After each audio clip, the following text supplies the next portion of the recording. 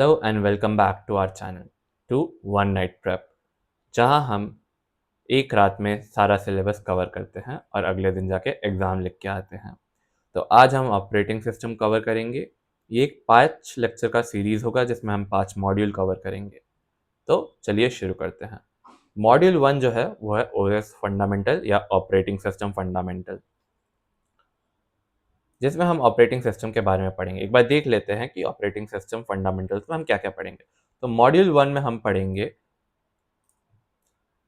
OS क्या है, operating system क्या है, ऑपरेटिंग सिस्टम के फंक्शंस क्या होते हैं, ऑपरेटिंग सिस्टम का एवोल्यूशन कैसे हुआ, ऑपरेटिंग सिस्टम्स के टाइप्स क्या क्या है, ऑपरेटिंग सिस्टम का स्ट्रक्चर क्या होता है और operating system protection and security कैसे मेंटेन करता है।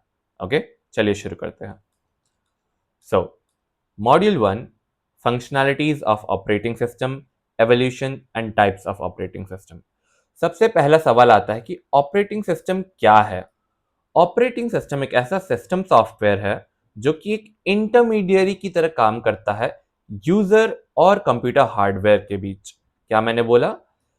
ऑपरेटिंग सिस्टम एक ऐसा सिस्टम सॉफ्टवेयर है जो यूजर और हार्डवेयर के बीच ब्रिज का काम करता है। ओके, ये हार्डवेयर रिसोर्सेज को मैनेज करता है और यूजर को एक ऐसा एनवायरनमेंट प्रोवाइड करता है ताकि वो अपने प्रोग्राम्स को एफिशिएंटली और कन्वीनियंटली रन कर सके।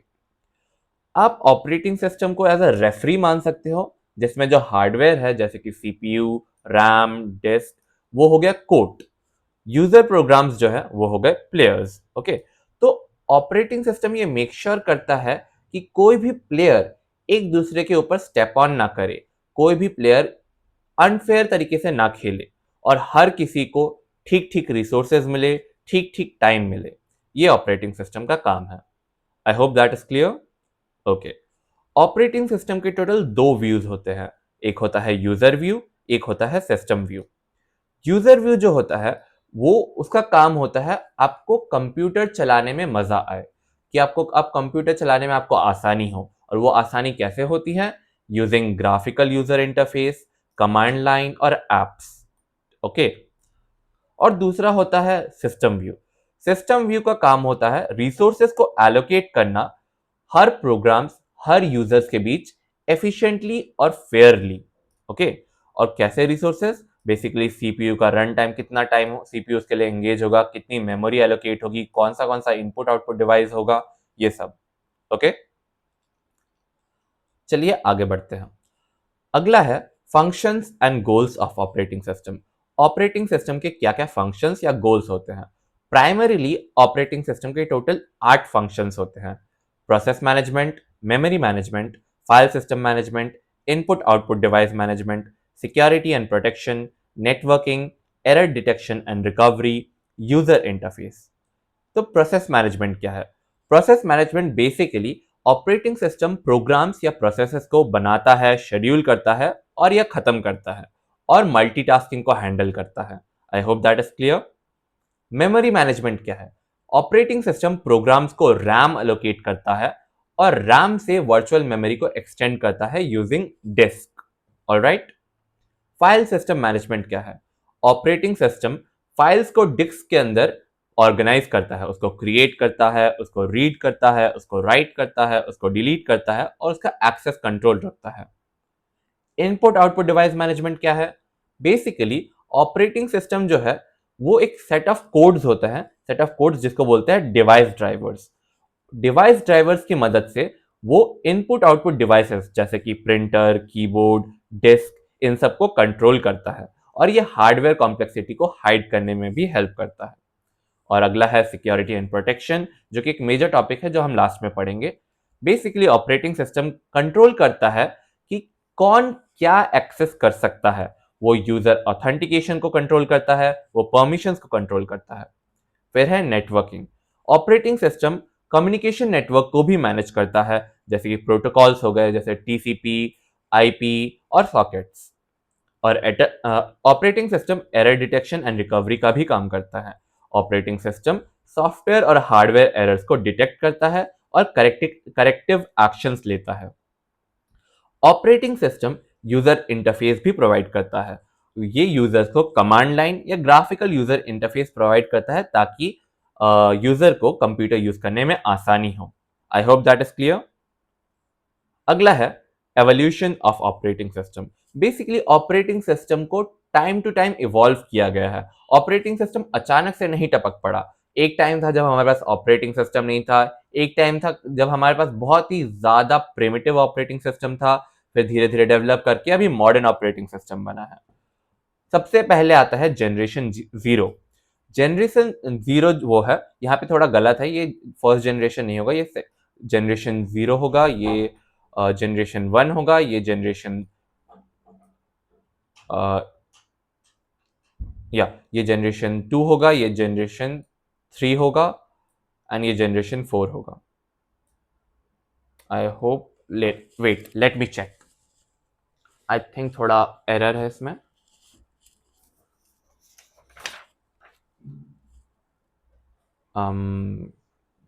या जनरेशन जीरो जो है वो है नो ऑपरेशन ऑपरेटिंग सिस्टम का, generation one simple batch system, generation two multi programming system. अच्छा यहाँ पे थोड़ा गड़बड़ हुआ है, मल्टी प्रोग्रामिंग जनरेशन टू है एंड टाइम शेयरिंग है generation three. I hope that is clear. And generation four में पर्सनल कंप्यूटर्स एंड जीयूआईज आए एंड अभी जनरेशन फाइव है जिसमें लाइक हम वर्चुअलाइजेशन और एआई ऑपरेटिंग सिस्टम्स को बना रहे हैं। ठीक है, सो सबसे पहले है, वेट मैं लिख देता हूँ करेक्टली, ठीक है, तो आपको आसानी होगी। ये जनरेशन जीरो है, ये जनरेशन वन है, इसमें जनरेशन टू और थ्री दोनों इन्वॉल्व है, ये जनरेशन फोर है एंड ये जनरेशन फाइव है। या मतलब बेसिकली यहां तक ही गलत है, बाकी सब ठीक है। ओके, सो जनरेशन जीरो जो कि 1945 से 1955 के बीच था, जब हमारे पास कोई ऑपरेटिंग सिस्टम्स नहीं थे, हमारे पास सिर्फ बेयर मशीन्स थे और वायर्ड प्रोग्राम्स और वैक्यूम ट्यूब्स थे। प्रोग्रामर्स को खुद ही सब कुछ मैनुअली करना पड़ता था। फिर आया जनरेशन वन 1955 से 1965 के बीच, जब हमने बैच ऑपरेटिंग सिस्टम का इन्वेंशन किया, जिसमें हम जॉब्स को एक पंच कार्ड के द्वारा ग्रुप करते थे और इससे सेटअप टाइम रिड्यूस हो जाता, ऑपरेटर्स को जॉब्स को बैचेस में सबमिट करने का मौका मिलता। तो इसलिए लाइक आइडल टाइम थोड़ा घट गया था कंप्यूटर्स का। फिर आया जनरेशन टू और जनरेशन थ्री 1965 से 1980s के बीच, जहां पे multi programming operating system, time sharing program operating systems का जन्म हुआ। इसी जमाने में यूनिक्स का भी जन्म हुआ 1969 में। इससे जब मल्टी प्रोग्रामिंग और टाइम शेयरिंग ऑपरेटिंग सिस्टम्स आए तो सीपीयू का आइडल टाइम रिड्यूस हो गया मल्टी प्रोग्रामिंग ऑपरेटिंग सिस्टम के कारण, और टाइम शेयरिंग ऑपरेटिंग सिस्टम के कारण मल्टीपल यूजर्स एक बार में यूज कर सकते थे कंप्यूटर को एक्सेस। उस टाइम पे तो लाइक हर किसी के पास तो कंप्यूटर नहीं होते थे, बड़े बड़े कंप्यूटर होते थे और ऑर्गेनाइजेशन, एक बड़े बड़े ऑर्गेनाइजेशन में एक दो ही कंप्यूटर होते थे जिसको पूरा कंपनी इस्तेमाल करता था।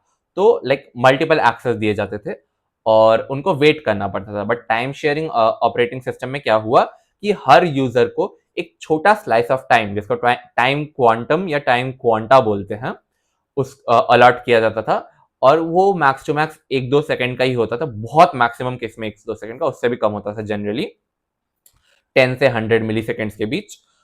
तो इससे क्या होता था, हर यूजर को फील होता था कि कंप्यूटर उनके लिए डेडिकेटेड है, उनका जो काम होता था वो एक दो सेकंड में हो जाता था, फिर दूसरे यूजर को स्विच कर देता था।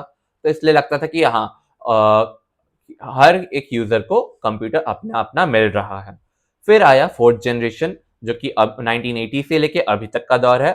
ये था पर्सनल कंप्यूटर का एरा। घर घर में कंप्यूटर्स, घर घर में लैपटॉप्स आ गए और इसी के साथ ऑपरेटिंग सिस्टम्स को मॉडर्न बनाना पड़ा ताकि हर यूजर के लिए एक ईज ऑफ यूज हो सके, एक सेटिस्फैक्शन हो सके यूज करने में। तो इसलिए मॉडर्न ऑपरेटिंग सिस्टम आए जैसे कि मैक और विंडोज। ओके, और क्या हुआ इसमें, जैसा मैंने समझाया, computing for everyone, networks of computer बन गए यहाँ पे। और अभी हम लाइक अभी के दौर में अभी तक हम ट्रांजिशन कर रहे हैं फोर्थ जनरेशन से फिफ्थ जनरेशन में, अभी तक आया नहीं प्रॉपर, बट बन रहा है फिफ्थ जनरेशन, जिसमें हम वर्चुअलाइजेशन और एआई ऑपरेटिंग सिस्टम्स का इजाद कर रहे हैं। ओके, इससे क्या होगा, अच्छा लाइक इसमें मोबाइल ऑपरेटिंग सिस्टम के बारे में बताया गया और जिसके कारण हम कंप्यूटिंग कहीं भी और कभी भी कर सकते हैं। ऑलराइट, चलिए आगे बढ़ते हैं। फिर आता है types of operating system. Operating system के टोटल 6 टाइप्स है, if I am not wrong. Yeah, right. Total 6 types. First is batch operating system. Second is multi-programmed operating system. Third is time-sharing operating system. Fourth is real-time operating system. And fifth is distributed operating system. And sixth is parallel operating system. ये जो मैं 6 points बताने वाला हूँ ये exam perspective से काफी ज्यादा इंपॉर्टेंट है। इसे डायरेक्ट 5 मार्क्स का या 15 मार्क्स का क्वेश्चन आ सकता है। Okay, so batch operating system. Batch operating system में क्या होता था कि जॉब्स या प्रोग्राम्स को एक साथ कलेक्ट किया जाता था, बैच किया जाता था और कंप्यूटर को एक by one without user interaction submit किया जाता था। कैसे? बेसिकली हम पंच कार्ड्स का इस्तेमाल करते थे। पंच कार्ड्स ऐसे दिखने वाले कार्ड्स होते थे जिसमें लाइक बेसिकली कोड रहता था, ऐसे करके पंच कोड रहता था। ये बहुत स्टार्टिंग में तुम लोगों ने शायद से फर्स्ट जेन लाइक जब तुम क्लास 5-6 में होंगे तुम जनरेशन ऑफ कंप्यूटर्स के बारे में पढ़ते थे, तो सेकेंड जनरेशन में पंच कार्ड्स का और मैग्नेटिक टेप्स का इस्तेमाल होता था, याद है? तो बेसिकली हम मैग्नेटिक टेप्स और पंच कार्ड्स का इस्तेमाल करके जॉब्स को एक साथ कंपाइल करते थे और कंप्यूटर को देते थे और कंप्यूटर एक एक करके वो उन जॉब्स को रन करता था। ठीक है, तो ये काम कैसे करता है? यूजर जॉब को सबमिट करता है। ऑपरेटिंग सिस्टम उस टाइम पे था, what was the name, something like monitor operating system. Wait, let me check.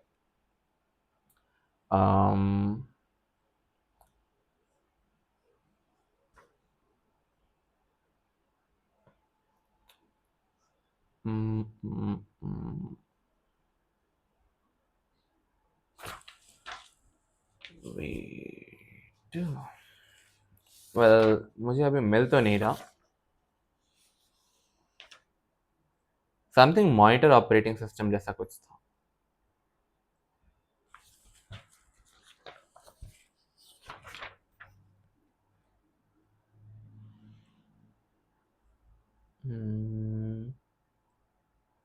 हाँ, रेजिडेंट मॉनिटर। एक स्मॉल मॉनिटर प्रोग्राम होता था ऑपरेटिंग सिस्टम का पार्ट, जिसको हम रेजिडेंट मॉनिटर बोलते थे। वो हर जॉब को लोड करता था सीपीयू के अंदर। ओके ओके, ऑपरेटिंग सिस्टम फिर जॉब्स को एज अ क्यू, मतलब क्यू मीन्स क्यू तुम लोगों ने पढ़ा होगा बेसिकली कैसे काम करता है। मैं दिखा देता हूँ। एक सपोज एक एरे है, ये एरे नहीं समझ लो, ऐसा ही है। यहाँ से इनपुट हो रहा है, यहाँ से आउटपुट हो रहा है। तो एक एक करके जॉब्स जिस ऑर्डर में हम डालेंगे 1 2 3, उसी ऑर्डर में निकलेगा 1 2 3। फर्स्ट कम फर्स्ट सर्व होता है क्यू में। ओके, फीफो प्रिंसिपल लगता है। आई होप आप लोगों को याद होगा, अपने लास्ट सेमेस्टर में पढ़ा होगा। ओके, फिर आउटपुट बाद में रिटर्न होता है। ऑलराइट, अगला है examples of batch operating system. Basically early main frame computers में बैच ऑपरेटिंग सिस्टम था, जो कि था IBM 1401, पेरोल प्रोसेसिंग सिस्टम या बैंक स्टेटमेंट जनरेटर सिस्टम। इन सब में बैच ऑपरेटिंग सिस्टम का काम होता था। बैच ऑपरेटिंग सिस्टम के एडवांटेजेस क्या थे? इसमें गुड सीपीयू यूटिलाइजेशन था। बेसिकली मैनुअली एक एक जॉब नहीं डालना पड़ता था, हम एक साथ जॉब्स को वो कर सकते थे, स्टैक कर सकते थे मैग्नेट पंच कार्ड के ऊपर या मैग्नेटिक टेप के ऊपर, और एक साथ उसको पूरा सबमिट करते थे। तो वो एक एक करके काम करता था, तो बार बार भरने का वो झंझट नहीं था, इसलिए सीपीयू आइडल नहीं रहता था। और एक ऑपरेटर अकेला ही मल्टीपल जॉब्स वो हैंडल कर सकता था। बेसिकली जैसा मैंने समझाया, उस टाइम पे हर किसी के पास कंप्यूटर नहीं होता था। एक कंपनी होती थी, उसमें सिर्फ एक दो ही कंप्यूटर होते थे और लाखों वर्कर, लाखों ज्यादा हो गए, 100-200 वर्क लाइक यूजर्स होते थे, राइट? तो हर यूजर लाइक एक हर यूजर एक ऑपरेटर को वो देता था, अपने जॉब्स देता था, और वो operator on the basis of similarity of job को कंपाइल करता था। बेसिकली जैसे कि एक सेट ऑफ जॉब 1 हो गया, जॉब 2 हो गया, जो कि सिमिलर्स है, तो एक पंच कार्ड में सारा आ जाता था, फिर दूसरे पंच कार्ड में सारा आ जाता था, फिर उनको एक लोड करता था। ठीक है, ऐसा एक प्रोसेस होता था। आई होप दैट इज क्लियर। फिर है disadvantage of batch operating system. Batch operating system के कुछ डिसएडवांटेजेस थे, जैसे कि इसमें रियल टाइम इंटरेक्शन नहीं था, काफी ज्यादा लंबा टर्न अराउंड टाइम था, और सीपीयू एक बार में एक ही जॉब मतलब सेट ऑफ जॉब्स कर पाता था, और इनपुट आउटपुट के दौरान सीपीयू आइडल बैठता था। जब तुम लोड करते और तुम्हारा आउटपुट्स लेते, इस टाइम पे सीपीयू आइडल बैठता था, जो कि काफी ज्यादा वेस्ट ऑफ रिसोर्स था। इसलिए अगला ऑपरेटिंग सिस्टम आया, जो कि है मल्टी प्रोग्राम्ड या multi programming operating system. Multi programming operating system में मल्टीपल प्रोग्राम्स को मेमोरी में रखा जाता था साइमल्टेनियसली, और जब एक प्रोग्राम इनपुट या आउटपुट के लिए वेट करता, सीपीयू जल्दी से जल्दी दूसरे प्रोग्राम में स्विच कर जाता और उसका काम करने लगता, जिससे सीपीयू ऑलमोस्ट 100% बिजी रहता पूरे टाइम, जिससे सीपीयू का आइडल टाइम घट जाता, सीपीयू में रिसोर्सेज वेस्ट कम होते थे। ओके, तो इसका की आइडिया क्या है कि जॉब ए जो है वो डिस्क के लिए वेट कर रहा है, तब तक सीपीयू जाके जॉब बी पे काम कर लेगा। इससे सीपीयू का जो यूजेज है उसको मैक्सिमाइज कर सकते थे। ऑलराइट, इसमें डिग्री ऑफ मल्टी प्रोग्रामिंग क्या था? इसमें जितने मेमोरी में जितने प्रोग्राम स्टोर कर सकते थे, उतने एक साथ हम मल्टी प्रोग्रामिंग कर सकते थे। ओके, एडवांटेज क्या था? इसमें हाई सीपीयू यूटिलाइजेशन था और थ्रूपुट बढ़ गया था, कि बहुत सारे जॉब्स एक साथ हो रहे थे साइमल्टेनियसली, राइट? डिसएडवांटेज का अब तो लग रहा है कि सब कुछ हो गया। अब क्या डिसएडवांटेज है? सबसे बड़ा डिसएडवांटेज तो यही था कि कोई यूजर इंटरेक्शन नहीं था, नॉन इंटरैक्टिव था कंप्यूटर। और कॉम्प्लेक्स मेमोरी मैनेजमेंट वो हो गया सेकेंडरी। प्राइमरी हमेशा से स्टार्टिंग के जनरेशन 1 जनरेशन 2 में यूजर इंटरेक्शन ही प्रॉब्लम रहा है। फिर आया टाइम शेयरिंग ऑपरेटिंग सिस्टम या मल्टीटास्किंग ऑपरेटिंग सिस्टम, जिसने ये रियल टाइम इंटरेक्शन का प्रॉब्लम ऑलमोस्ट सॉल्व कर दिया। बेसिकली मल्टी प्रोग्रामिंग का एक एक्सटेंशन था, जिसमें सीपीयू जो था हर किसी को एक छोटा स्लॉट देता था, जिसको बोलते हैं टाइम क्वांटा, जिससे हर प्रोसेस हर यूजर को ऐसा फील होता कि कंप्यूटर उन्हीं के लिए डेडिकेटेड है, राइट? इसका जो रिस्पॉन्स टाइम होता वो 1 से 2 सेकेंड्स के बीच में टिपिकली रेंज करता। जनरली टाइम क्वांटा का जो वो रेंज था वो था 10 से 100 मिली सेकेंड्स के बीच। ये याद रखना, लिख सकते हो, ठीक है? एग्जाम्पल्स क्या हो गए टाइम शेयरिंग या मल्टीटास्किंग ऑपरेटिंग सिस्टम के? यूनिक्स हो गया, लिनक्स हो गया, विंडोज हो गया, जो कि इंटरैक्टिव सिस्टम्स हैं। एडवांटेजेस, जैसा कि मैंने बोला, इंटरैक्टिव, ये है सबसे इंपॉर्टेंट पार्ट। इसके लिए हम लास्ट 2 जनरेशन से बार बार प्रोग्रेस किए जा रहे थे, और जनरेशन 3 में आके हमने फाइनली वो अचीव किया, जिसमें हम कई सारे यूजर्स को एक साथ साइमल्टेनियसली एक्सेस दे सकते थे, और रिस्पॉन्स जो था वो बहुत ज्यादा फास्ट होता। अब इसमें भी कुछ प्रॉब्लम्स थे, जैसे कि कॉन्टेक्स्ट स्विचिंग, मतलब जब एक जॉब से दूसरे जॉब में स्विच करते तो उसमें काफी ज्यादा टाइम, काफी ज्यादा रिसोर्स वेस्ट होते तो हैं। काफी ज्यादा टाइम मतलब जो 1-2 सेकंड, मैंने तो बोला टाइम क्वांटा का साइज तो 1 सेकंड का मैक्स टू मैक्स होता था, और टोटल टाइम लगता था 1 से 2 सेकंड। तो इससे 2 सेकंड अगर लगता तो हम इसमें 2 जॉब्स कर सकते थे, बट हो रहे थे सिर्फ एक जॉब्स, तो ये कॉन्टेक्स्ट स्विचिंग में ओवरहेड के कारण होता था। और एक और था कि सिंस मल्टीपल यूजर्स यूज कर रहे थे कंप्यूटर एक साथ, एक ही कंप्यूटर को, तो सिक्योरिटी इश्यूज आ सकते थे between users. Okay, I hope that is clear. तो बैच, मल्टी प्रोग्रामिंग और टाइम शेयरिंग ऑपरेटिंग सिस्टम के बारे में हमने क्या क्या पढ़ा? बैच ऑपरेटिंग सिस्टम एक बार में एक ही जॉब कर पाता। मल्टी प्रोग्रामिंग सिस्टम कई सारे जॉब जो उसके मेमोरी में थे उनको कर पाता, बट वो नॉन इंटरैक्टिव था। और टाइम शेयरिंग ऑपरेटिंग सिस्टम में काफी सारे यूजर्स एक साथ इंटरैक्टिवली कंप्यूटर को यूज कर सकते थे, और सीपीयू रैपिडली जॉब्स के बीच में स्विच करता। फिर आया रियल टाइम ऑपरेटिंग सिस्टम। ये काफी ज्यादा इंपॉर्टेंट था, क्योंकि इसने हमें काफी सारे जगहों में हेल्प किया।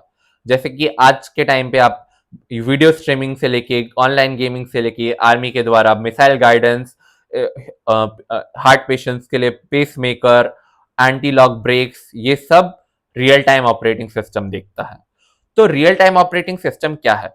रियल टाइम ऑपरेटिंग सिस्टम ऐसा ऑपरेटिंग सिस्टम है जो ऐसे टास्क को कंप्लीट करता है जिनको स्ट्रिक्ट टाइम डेडलाइन के अंदर ही अंदर करना है, और अगर वो फेल होता है तो पूरा सिस्टम फेल हो सकता है। और ऐसी जगह पे रियल टाइम ऑपरेटिंग सिस्टम्स का इस्तेमाल होता है जहां पे टाइमिंग बहुत ज्यादा क्रिटिकल है।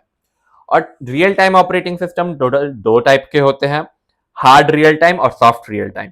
Hard real time operating system वो ऑपरेटिंग सिस्टम्स है जहां पे डेडलाइंस एकदम एब्सोल्यूट है, एक भी डेडलाइन को मिस नहीं कर सकते, अदरवाइज बहुत बड़ा फेलियर हो सकता है। जैसे कि एंटी लॉक ब्रेक्स हो गए, पेसमेकर हो गए, मिसाइल गाइडेंस हो गए, न्यूक्लियर पावर प्लांट हो गए, and so on. Soft real time operating system ऐसे ऑपरेटिंग सिस्टम है जहां पे डेडलाइंस को प्रेफर तो किया जाता है, बट अगर थोड़ा सा 1-2 सेकंड का मिस्टेक भी हो जाए तो बड़ा डिजास्टर नहीं होता, जैसे कि video streaming, online gaming, VoIP calls and so on. फिर आए distributed operating system. Early days में डिस्ट्रीब्यूटेड ऑपरेटिंग सिस्टम ही ज्यादा चलन में थे। Multiple basically distributed operating system में क्या होता था, और अभी भी है यूज, जैसे कि गूगल का डिस्ट्रीब्यूटेड सिस्टम हो गया, लोकस हो गया, अमीबा हो गया, ये सब अभी भी यूज आते हैं। तो डिस्ट्रीब्यूटेड ऑपरेटिंग सिस्टम क्या हो गया, बहुत सारे मल्टीपल कंप्यूटर्स को एज अ नोड कंसिडर करके एक कंप्यूटर, एक नेटवर्क में पकड़ा जाता है। कंप्यूटर नेटवर्क्स में तुम लोग पढ़ोगे स्टार नेटवर्क, रिंग नेटवर्क, बस नेटवर्क, बस topology, star topology, ring topology, mesh topology के बारे में। उसी की तरह समझ लो कि हर नोड्स में एक कंप्यूटर है और वाया अ नेटवर्क सारे कनेक्टेड है physically, like using wiring and so on. But उन सबको एक single unified operating system manage कर रहा है, और उसको एक as a very powerful computer की तरह, वेरी पावरफुल सिंगल कंप्यूटर की तरह यूजर को पेश कर रहा है, भले ही बैकग्राउंड में बहुत सारे कंप्यूटर्स काम कर रहे हैं।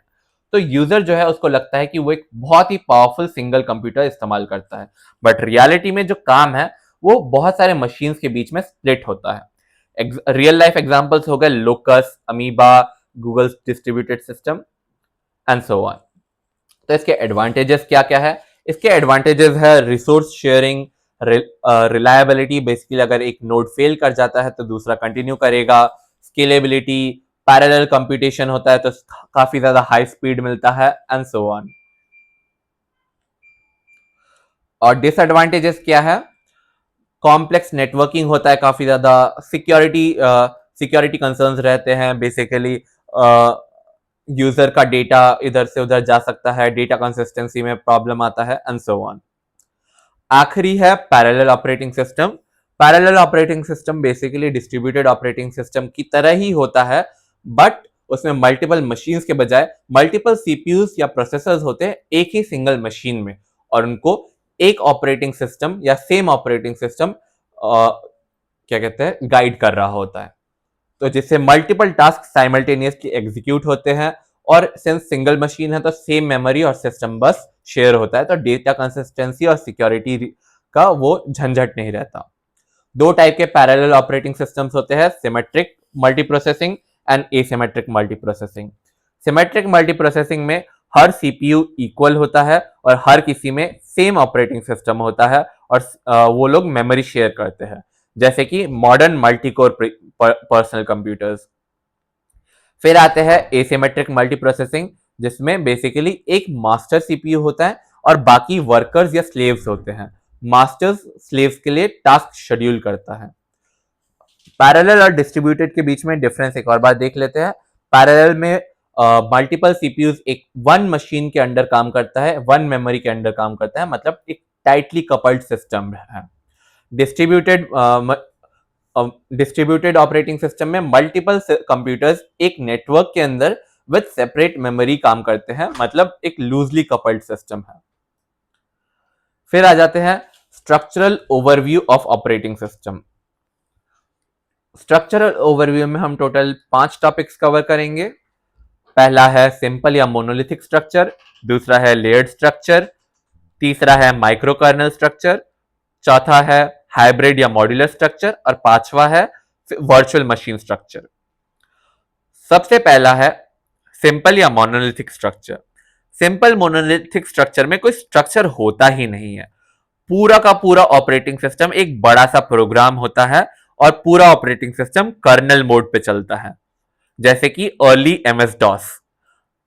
तो ये होता है उसका फंक्शन, यूजर एप्लीकेशन है, यूजर सिस्टम कॉल करता है, फिर एक single large operating system kernel होता है जिसमें सब कुछ टुगेदर होता है और वो हार्डवेयर को मैनेज करता है।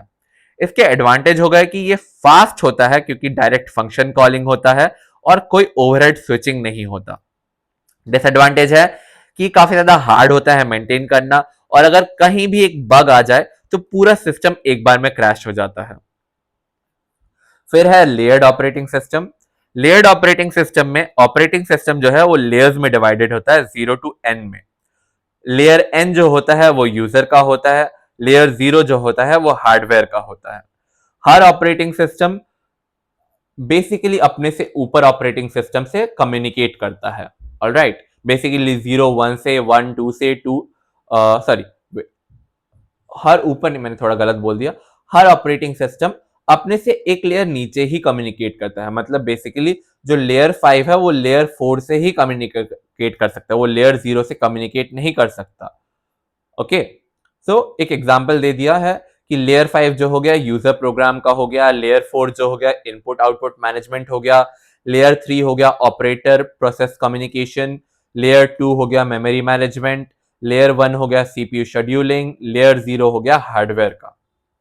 लेयर 0 जनरली हार्डवेयर का ही, जनरली नहीं, स्ट्रिक्टली हार्डवेयर का ही होता है, और लेयर 5 जो सबसे ऊपर लेयर होता है वो यूजर का होता है। ऑलराइट, तो सिंस लेयर्स में है तो इजीली डिबगिंग हो जाता है, हमें पता चल जाता है कि एक्चुअली किस लेयर में प्रॉब्लम है, कि हार्डवेयर में प्रॉब्लम है, सीपीयू शेड्यूलिंग में प्रॉब्लम है, मेमोरी मैनेजमेंट में प्रॉब्लम है, या किस में प्रॉब्लम है। तो हम इजीली प्रॉब्लम का पता कर सकते हैं और लेयर बाय लेयर मॉडिफिकेशन कर सकते हैं। डिसएडवांटेज ये है कि बेसिकली परफॉर्मेंस ओवरहेड आ जाता है कि हर लेयर एक दूसरे को कम्युनिकेट करता है, तो आखिरी लेयर तक पहुंचने में काफी ज्यादा टाइम लग जाता है, और हर लेयर को क्लीनली डिफाइन करना थोड़ा मुश्किल होता है। फिर आता है micro kernel structure. Micro kernel structure क्या होता है, उसमें जो कर्नल को एकदम मिनिमम लेवल तक ले जाते हैं, सिर्फ मिनिमम लेवल ऑफ चीजें देते हैं, जैसे कि आईपीसी हो गया, बेसिक शेड्यूलिंग हो गया, बेसिक मेमोरी मैनेजमेंट हो गया, और जो बाकी सब है जैसे कि file system, device drivers, networking, वो यूजर स्पेस सर्वर में मूव कर दिया जाता है। तो बेसिकली दो कैटेगरीज में बांट दिया जाता है यूजर स्पेस और कर्नल स्पेस के बीच। यूजर स्पेस में आ गया file servers, device drivers, network server, और कर्नल स्पेस में आ गया टाइनी माइक्रो कर्नल, जो जिसमें आ जाते हैं IPC, basic scheduler, basic memory, और उन दोनों के बीच में मैसेज पास होते हैं, और फाइनली हार्डवेयर के से इंटरेक्ट होता है। इसके एग्जाम्पल हो गए मार्क, QNX, Mac OS hybrid, Minix. Advantages, बहुत ही ज्यादा रिलायबल होता है और बहुत ही ज्यादा सिक्योर होता है।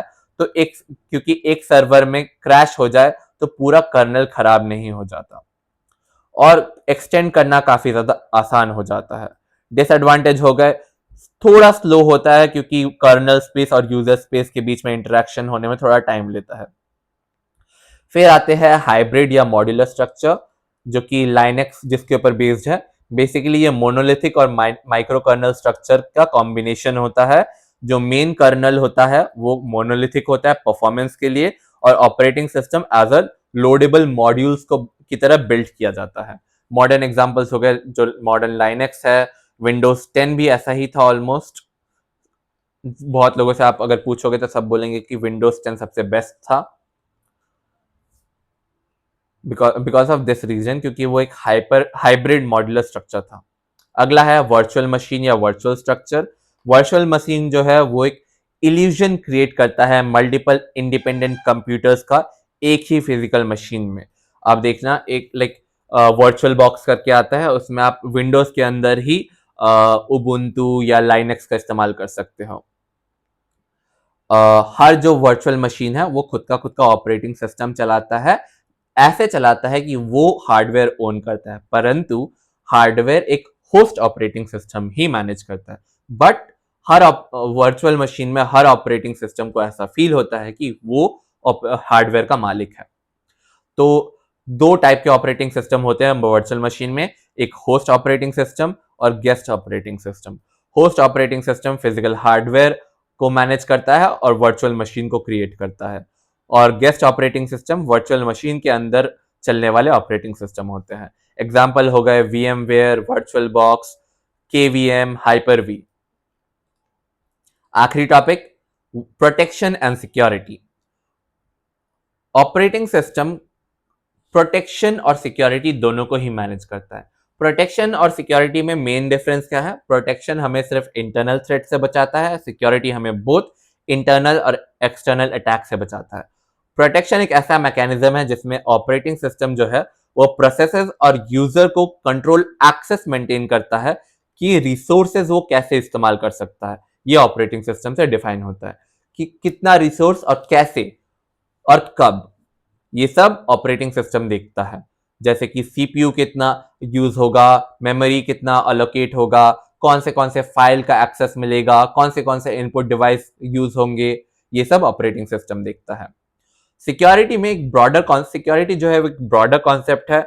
बेसिकली जो ऑपरेटिंग सिस्टम है वो सिस्टम को डिफेंड करता है from both external and internal attacks, जैसे कि अनऑथराइज्ड एक्सेस हो गया, वायरस हो गए, इंट्रूजन हो गया, डेटा थेफ्ट हो गया, इन सब से बचाता है। तो जैसा कि मैंने बोला, protection deals with internal threats, security deals with both internal and external threats. Protection और सिक्योरिटी के कुछ की कॉन्सेप्ट्स हो गए, उन्हें पढ़ लेते हैं।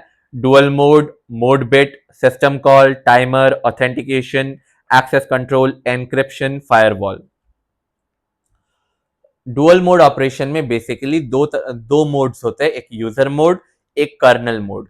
यूजर मोड में जो सीपीयू होता है एक लिमिटेड प्रिविलेज के अंडर काम करता है, उसको सब कुछ का डायरेक्ट एक्सेस नहीं होता। और कर्नल मोड में उसको फुल प्रिविलेज मिलता है। ये इन दोनों मोड्स में अगर तुम्हें स्विच करना है तो तुम्हें सिस्टम कॉल करना पड़ेगा। ओके, मोड बिट हो गया, हार्डवेयर बिट के लिए 0 का इस्तेमाल होता है जो कि कर्नल मोड होता है, और 1 का इस्तेमाल होता है यूजर मोड के लिए। ये सिस्टम कॉल्स में फ्लिप होता है। सिस्टम कॉल क्या होता है? बेसिकली यूजर प्रोग्राम्स का कंट्रोल्ड एंट्री पॉइंट, जिसे वो ऑपरेटिंग सिस्टम से सर्विसेज को रिक्वेस्ट कर सकता है कि वो फाइल रीड करेगा, राइट करेगा, मेमोरी एलोकेशन के लिए आस्क करेगा एंड सो ऑन। टाइमर क्या होता है? टाइमर बेसिकली हार्डवेयर टाइमर होता है जो हर प्रोग्राम, हर प्रोसेस को एक सेट ऑफ टाइम एलोकेट करता है जिसके अंदर उसको वो प्रोसेस कंप्लीट करना पड़ता है। इसलिए सीपीयू मोनोपलाइज करना नामुमकिन हो जाता है कि जैसे ही टाइमर खत्म हुआ तो वो प्रोग्राम या प्रोसेस इंटरप्ट हो जाता है। ओके, ऑथेंटिकेशन हो गया, basically user name, password, identity, biometrics, certificates को मैनेज करता है। एक्सेस कंट्रोल हो गया कि डिफाइन करता है कि किसको कितना और कौन सा रिसोर्स मिलेगा। Access control list, capabilities. Encryption को देखता है, converting data to unreadable form to protect confidentiality. And firewall देखता है, मैनेज करता है कि बेसिकली इनकमिंग और आउटगोइंग ट्रैफिक को अंडर रूल्स के द्वारा मैनेज करता है। और operating system basically principle of least privilege के ऊपर काम करता है कि हर प्रोसेस, हर यूजर को मिनिमम पॉसिबल एक्सेस दिया जाए जॉब कंप्लीट करने के लिए। इससे अगर कोई प्रोसेस या कोई यूजर कॉम्प्रोमाइज कर दे या मिसबिहेव कर दे तो जो डैमेज है उसको लिमिट किया जा सके। इतना ही था मॉड्यूल 1 में। आई होप आपको सारे पॉइंट्स ठीक से समझ में आए हैं। अगर कोई डाउट है तो आप कमेंट सेक्शन में बता सकते हैं। Thank you for being with me. Sayonara.